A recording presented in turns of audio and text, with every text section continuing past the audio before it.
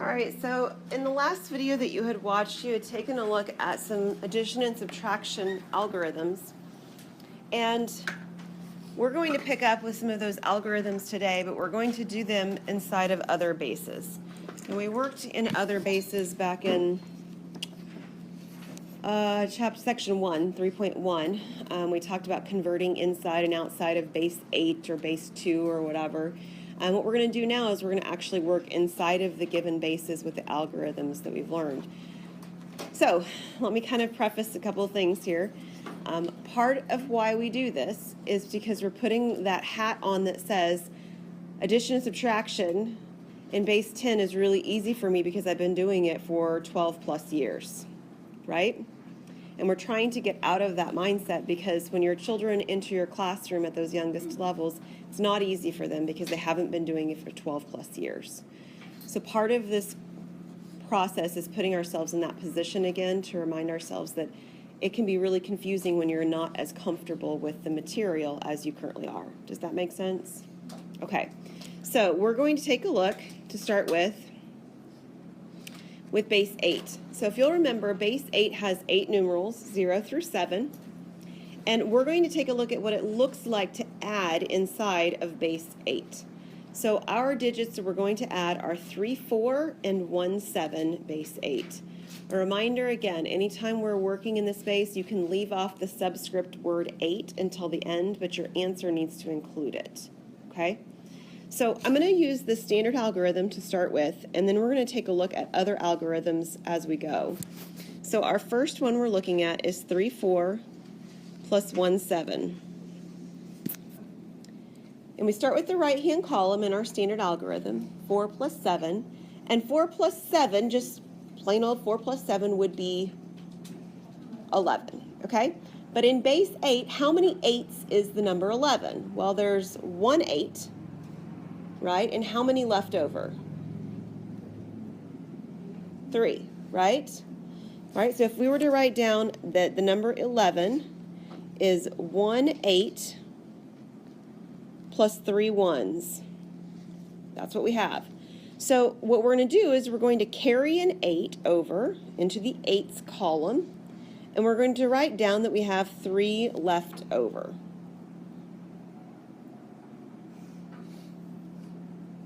I'm going to show you another way to think about this in just a second. I mean, even without the same algorithm, it'll be the same algorithm. In the 8s column now, I have 1 plus 3 plus 1, and that is 5 1s. So this is 5, 3, base 8. Now, one of the things that children often do is count on their fingers. Have you ever seen kids do that before? Count on their fingers? I know I was a huge finger counter. That's just something that made sense to me, kinesthetics and stuff too. So another thing that you could do, instead of doing what I just did with 11 and say how many 8s are in 11, oh, there's 1 8 and 3 left over, is you could count up from the number 7. So we'll start with 7. So what would come after, think about it like a number line. Here's these numbers up here. What comes after 7? There's not a number 8, so what would come next? 1 0, and then 1 1. 1 2, 1 3, 1 4, and so forth all the way up, right? So if you were thinking counting these off, right, after the 7, you would count 4 more up from 7, right? So 7, this would be 1 0, 1 1, 1 2, and I would be at 1 3. This is like the finger counting business. After 7 is 1 0, 1 1, 1 2, 1 3. Do you see I've counted up 4 on my hand? 1 0, 1 1, 1 2, and 1 3. It's another perspective on that. All right, I want to show you what it would look like with Scratch Addition. Scratch Addition isn't super friendly with this simply because, well, it's not unfriendly, it's just not super helpful. Scratch Addition is most helpful, if you'll remember, when you have a long list of numbers to add together. Obviously, 2 numbers is not a long list. But what you can do is you can think about this much like what we were doing on the last problem where we said, or the same problem but the last part, where I said that 7 plus 4 is 11. And when you get to more than 8, you scratch, okay? And it's a little bit of light color today. And you scratch and you subtract 8. So 11 minus 8 is 3. And we write down the 3. Anytime you scratch, you subtract the base that you're working in.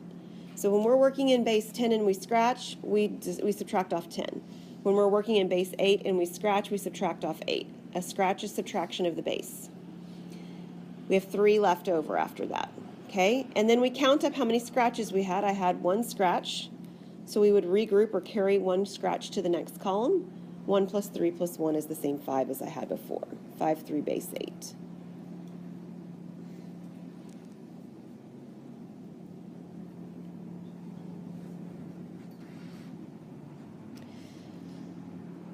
You probably are very comfortable with the terminology of borrowing and carrying. Shake your head if you know, yeah? You don't see that terminology used very much in mathematics at elementary school levels anymore, just so you know. Does anybody know the word you see instead? I've used it once already. Nope, not takeaway. Regrouping. You hear the word regrouping a lot. Regrouping is a more accurate mathematical operation than borrowing and carrying is. So as you take a look at this next one, we're going to have to regroup in order to avoid using the word borrowing. So let me show you what this looks like. We've got 3, 4 minus 1, 7. Of course, the problem is that in the ones column, if you're doing a standard subtraction algorithm, that you can't take 7 away from 4, right? So you have to do something else to have more to take it away from. And so what we do is we regroup. The 3 becomes a 2, and I borrow from it. Now in base 8, I borrow 8. I'm borrowing 8. I already have 4, so what is 8 plus 4? 12. So when I borrow, I add 8 to what I was working with, and now I have 12 to subtract with. I can do that. What is 12 minus 7? It's 5, right? And then 2 minus 1 is 1. So this is 1, 5, base 8.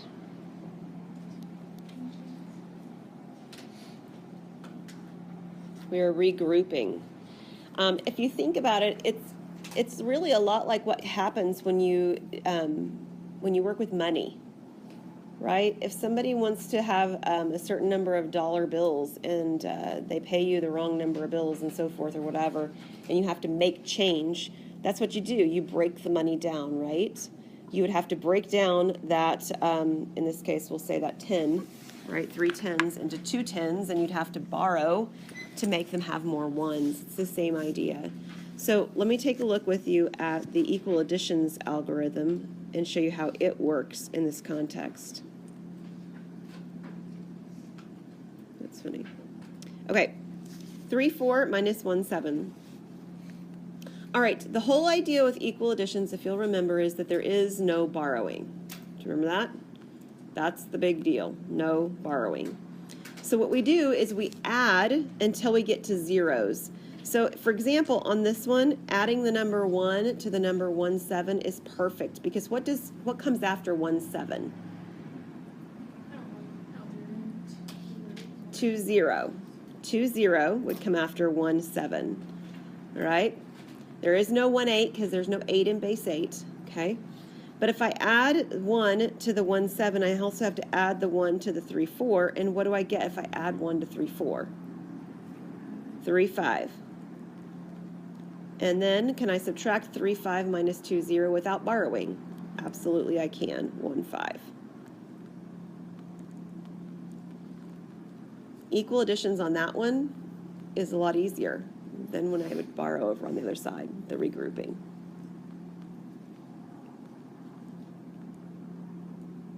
All right. Yes, Cassidy? So if 1, 7 was like 1, 6, would you add 2? Yes, you would. Exactly. And we're going to do another example with base 3 where we're going to see something like that happen. All right, so we're going to do base 3 now. Base 3 only has 3 digits, 0, 1, and 2. And we're going to add the numbers together. I have 1, 2, 1, 2, and 1, 1, 2. We're going to use a standard algorithm to start with, the one that you think you like the best. We start with our ones column, and I have 2 plus 2, which actually is our number 4. Is there a 4 in base 3? No. How many 3's are there in the number 4? 1. So we regroup it to the next column, and how many are left over? 1. Or if you don't like that, then write out some of the digits. This is 0, 1, 2, and then it's 1, 0, 1, 1, 1, 2, and then 2, 0, 2, 1, 2, 2, like that, okay? So if I were to add 2 plus 2, you'd start with 2, and you'd go 2 to the right, and you're at 1, 1. Just moving along a number line. Maybe not a number line you're comfortable with, but it is just a number line. In the 3's column, where I've got my 3 ones now, I have 1 plus 1 plus 1, which looks a lot like the number 3, but there are no 3's in base 3, so what do we have to do? I have to put 1 over here and a 0 underneath. It's 1, 0. Now I'm in the 3 squareds column, the 1 plus 2 plus 1. 1 plus 2 plus 1 would be 4. How would I write 4 in base 3? 1, 1. Here's a 1, and here's a 1. And then in the 3 cubes column, I've now got 1 plus 1, which is 2. So this is 2, 1, 0, 1, base 3.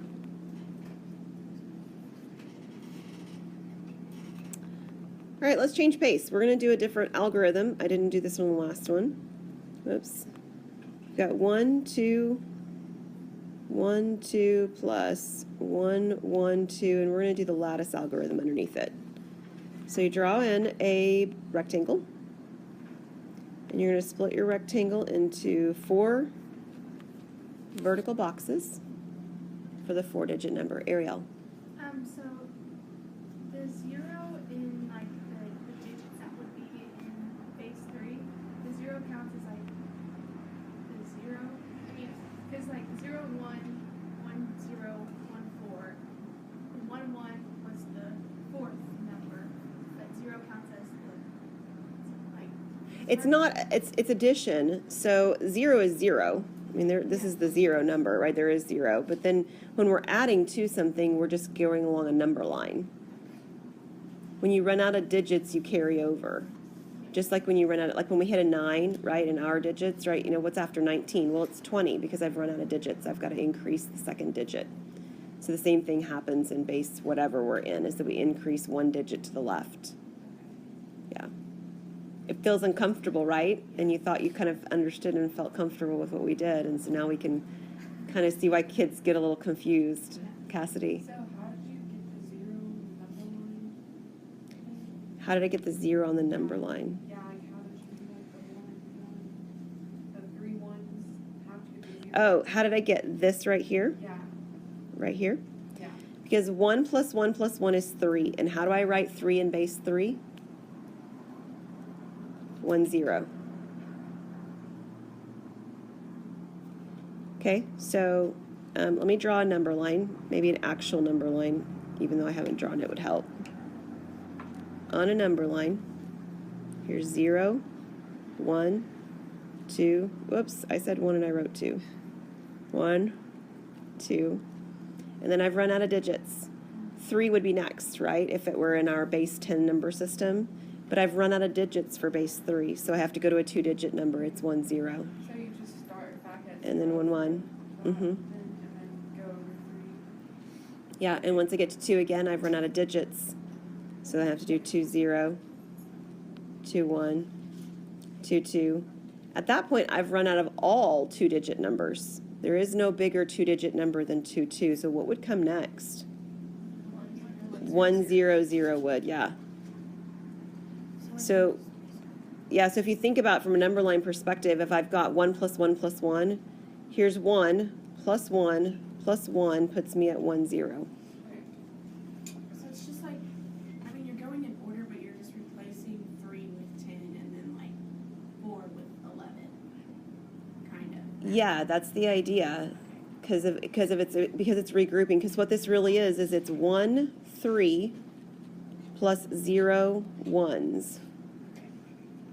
So if I have a 3-digit number here, this is the 1s place, this is the 3s place, this is the 3 squareds place. So if I have the number 20, it means I've got 2 3s, like if you can imagine there being a $3 bill, and 0 1s. That's what you're looking at. So on that number line right there, yep. after 100, would it be 101? Yes, it would. And then 102? Yes. And then it starts over to 110. You don't have to go that far because when we add the numbers together, we don't get that far up. I mean, it's kind of like asking, a child to keep adding multiple things together. Really, we don't need a multiplication tables or addition tables that add, 42 plus 37, right? Once I've got the single digit addition, then we use that to do the rest of it. Same idea here, right? We do the single digits, and for some reason, people like to use up to 12s. I don't know what 12 is. So what's so special about 12? Why do people do that? I didn't when I was a child, so I just still don't really know multiplication tables of 12s, actually. But yeah, apparently important. 10s, yeah, base 10. All right, let me show you what it looks like for the lattice multiplication, because the numbers are smaller, too, than they are with a standard algorithm, which is one of the reasons this is a nice algorithm. So if you remember, what we do is we split the boxes into diagonals. It doesn't really matter if you go from left to right or right to left. I'll just go from right to left because that's what we're kind of used to. So on the right column here, I have 2 plus 2. And if you think in terms of your number line, or if you think in terms of that's the number 4, how many 3s are there? There's 1 3 and there's 1 left over, because that's what 4 is. If you grouped it into a set of 3, you've got 1 group of 3 and 1 left over. Okay? In the next column, I have 1 plus 1, that's 2. So that's just 2 leftovers. In the next column, I have 2 plus 1, that's 3. So there's 1 3 and 0 left over.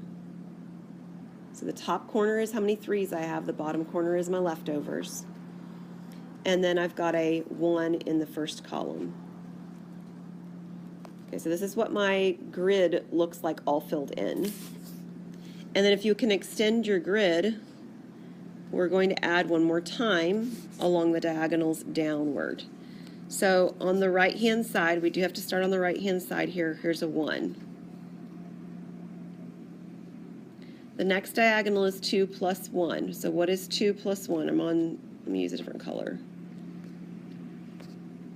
Yeah, this column right here, I'm on 2 plus 1, which would be 1 0.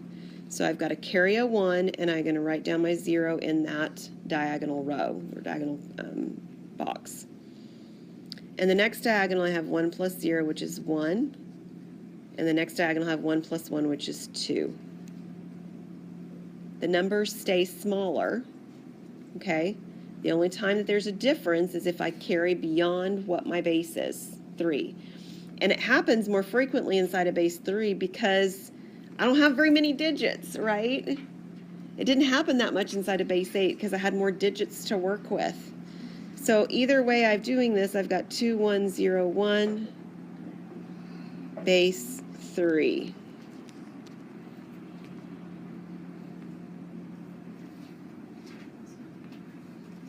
All right, let's do a subtraction one. Regrouping. Lots of regrouping because you see zeros with subtraction on this one. To start with, on the right-hand column, I can subtract no problem, right? Yeah, no problem. 2 minus 0 is 2, just like in any base system. No problem subtracting 0. The next column over, however, I have a problem, right? I can't do 0 minus 1. I'm going to have to regroup. Unfortunately, if I go to this column to borrow from, to regroup from, there's nothing over there to borrow or regroup from either, so I have to go all the way over here. So I'm going to take the 1 and I'm going to break it into smaller change, smaller bills. It's like just what you would do if you were a cashier. You put the little light on and they say, I need change for a $100 bill. You've seen them do that before. If it's not been you, you've seen it happen, right? The bills they have are too large. That's what you're doing here too. So you're going to break this 1 down, and there's not going to be any left because there was only one of them. Now, when we break a $100 bill down into tens, we get 10 of them because we're working in base 10. Well, this is working in base 3, so when I break this number 1 down, I get 3 items. So there will be 3 right here. That was the regrouping I did. And then I can actually borrow from it as well because I have something now to use to be able to make change for the next column. So I can take this 3 and I can break it down to a 2. I can regroup to the next column again. I'm regrouping 3 of them because I'm working in base 3. If I were working in base 7, what would I be regrouping to? 7s. And then once I actually have a larger number on top, I'm able to subtract. 3 minus 1 would be 2. And then I had another 2 minus 1, which would be 1. And this is base 3.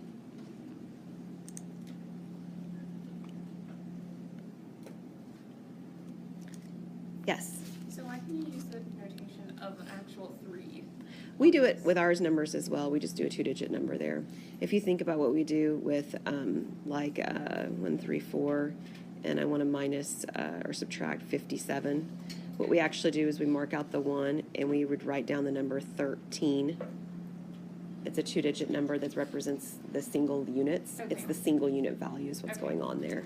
So our single unit value when we're writing down the 3 is how many units we have. We have units, 3 units. Yeah. Yeah. It feels So funny. in base I know.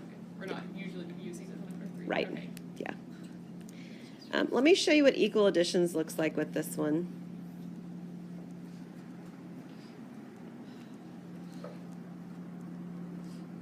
Okay, the goal with equal additions is no borrowing, but in doing so, our real premise about all of it is to turn everything into zeros. Not everything, but all of the subsequent digits into zeros.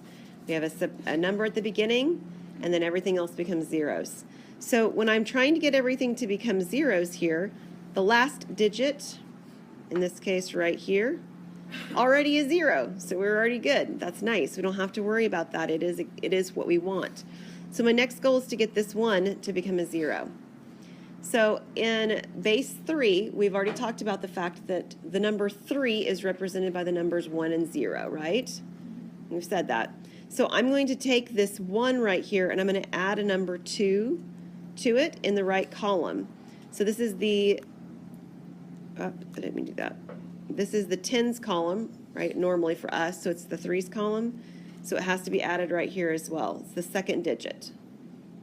In order to get this one to add, I've got to have, can you guys see that pink at all?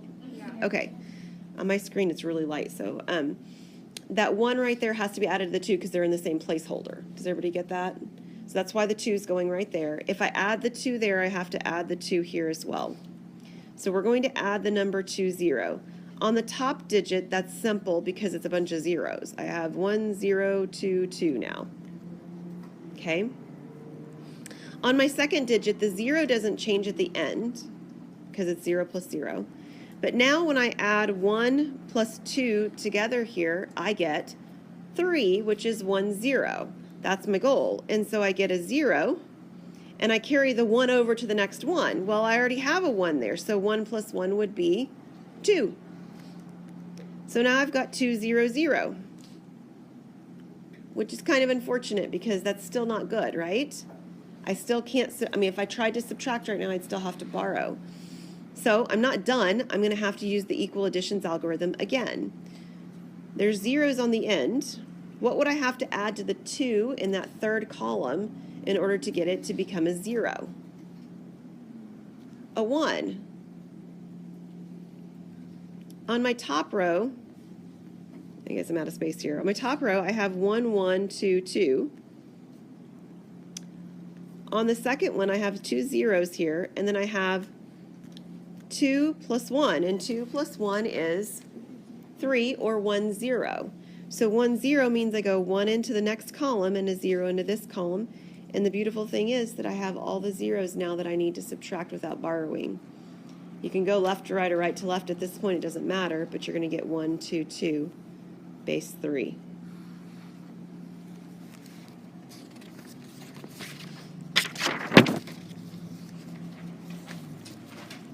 Okay, so you're ready to take a break from number systems? Okay, the other part of this section was titled Mental Math, right? And estimation, mental estimation, that's what's titled. So what we're going to do next is we're going to look at other ways of making calculations. Some of them are estimates. Okay, we'll use the word estimate when they are. And some of them are simply ways to do this in your head. All right? So mental math means in my head. It doesn't mean it's an approximation. Here's the problem. I can't see in your head. And we're all grateful for that, right? We don't really want anybody to see in our head. But it makes it really difficult to know if you're if you're thinking about the problems in the right way. So, while this is titled mental math, you still have to write down what you're thinking for me so that I can know what your brain's doing. Does that make sense? Okay.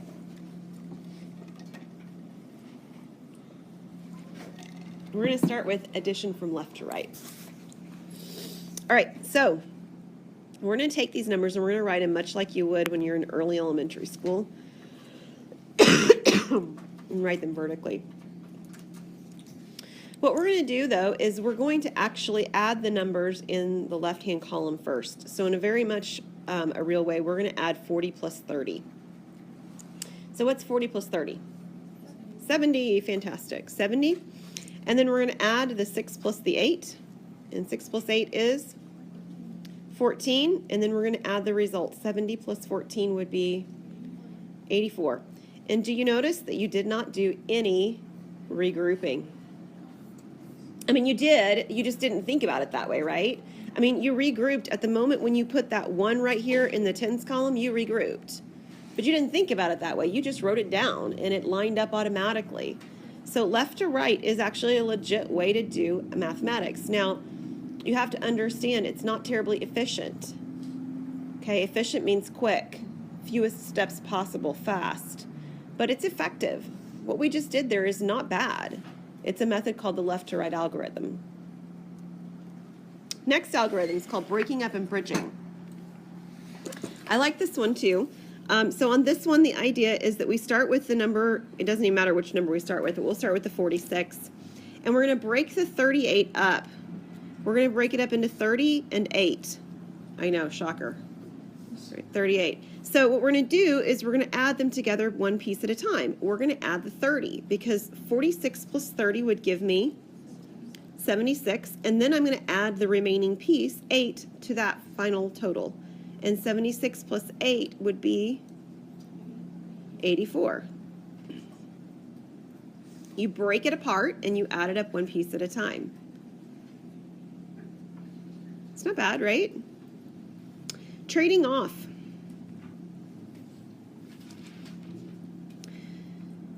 All right, trading off looks a little bit like equal additions. 46, 38. Adding 8s and 6s is not especially easy. Their numbers are kind of big. It's lots easier to add 0s and 2s. Agreed? So instead of adding 8 and 6, what we could do is we could add 2 here and subtract 2 here. I like 40 much better than 38. And 44 is just as easy to work with as 46. So I can add these together easier. The goal feels much like it did with equal additions, right? I don't like the 8. I'd like to get some zeros involved. You know, addition with zeros is much easier. So you're adding a little bit in one place and subtracting it in the other. Ariel? If it were 37, you would do 3. Yes, you would. Can get to that. Exactly. Right, like if you had 37 and 42, you might add 3 here and subtract 3 here. Something like that. Yes. Goal is to get zeros because zeros are easy to work with. You got it. Compatible numbers. I've actually mentioned this one before. Compatible numbers are the idea that there are some numbers that are easy to add together. In particular, when Ariel asked the question about 37, you were using compatible numbers. You were saying 7 and 3. Those are nice numbers to add together. When I was looking at 8 and 2, those are nice numbers to add together. And they're nice because they make tens, right? I mean, that's what makes them compatible, is they make tens. So can you find me two numbers here that they're nice to add together? 40 and 60 are nice to add together. Anything else? 30 and 70 are nice to add together. So I can add in whatever order I like. And the reason I can do that is what properties? What properties of numbers let me do that? You got it. Associative and commutative properties. That lets me add in whatever order I like. I can regroup and I can add as easy as I can.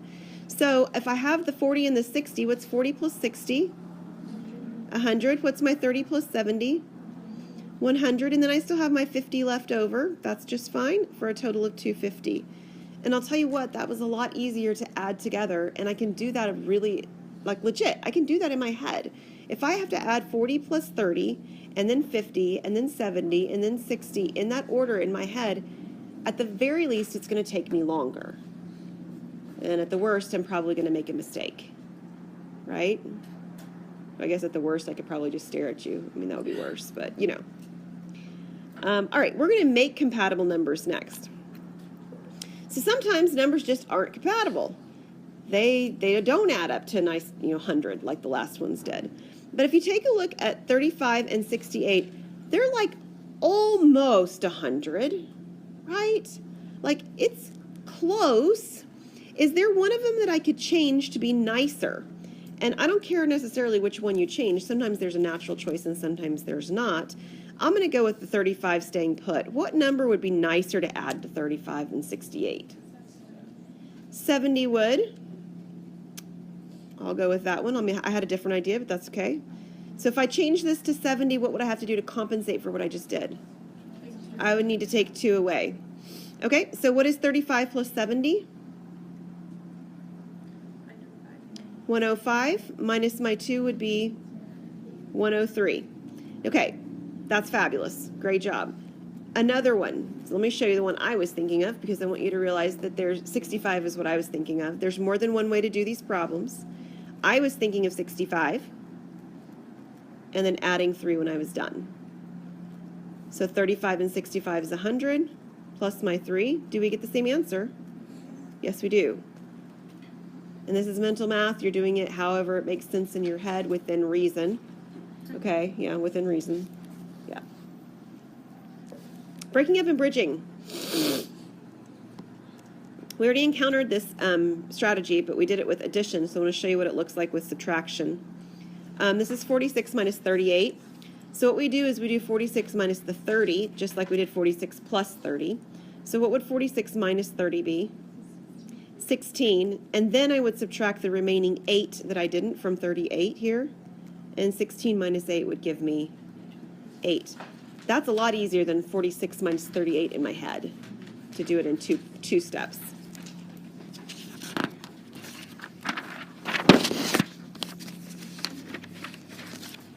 This is just a long section. That's just what it is. All right, let me do one more and we'll quit for today. This is called trading off. Trading off is actually the same as the equal additions algorithm.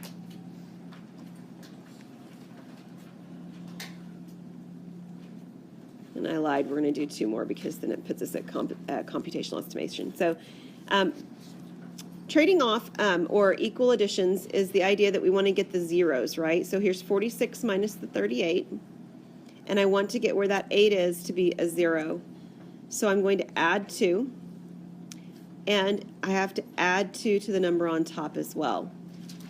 Notice that's different than the trading off that we had before where it was addition, because I was adding these results. So when I added to one, I subtracted from the other. Over here, I'm subtracting these results. So when I add to one, I add to the other. All right, there's a difference. Here I then have 48 minus 40. And I would have equal additions. I would not have to borrow anything, and I would get the number 8. Last mental math strategy, and we'll stop for today. Dropping the zeros. So what does it look like to drop zeros? Well, I've got 4,600 minus 3,400. And do you agree with me that the hundreds just do not matter? Yeah, they just don't. So when I think about dropping zeros, what I'm doing is I'm ignoring, if you will, the zeros, and I'm doing the subtraction. What would 46 minus 34 be? 12. So my answer then would be 1200, and I include the zeros then on my answer when I'm done.